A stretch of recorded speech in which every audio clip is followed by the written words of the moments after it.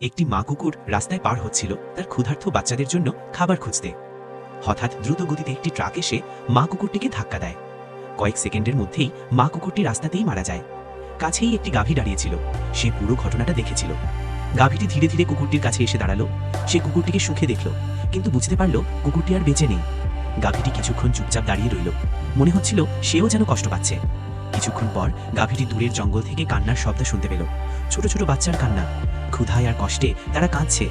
গাভীটি ধীরে ধীরে সেই শব্দের দিকে এগিয়ে গেল।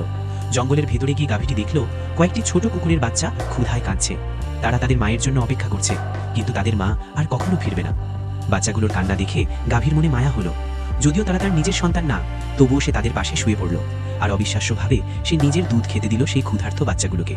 প্রথমবারের মতো বাচ্চাগুলো কান্না থামালো।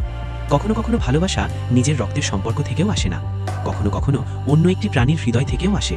কিন্তু এই গল্প দেখে গাভীটি কষ্ট পেল, কারণ তার এই ভালোবাসা দেখে কেউ লাইক করলো না, কেউ কমেন্ট করলো না, আর কেউ সাবস্ক্রাইবও করলো না।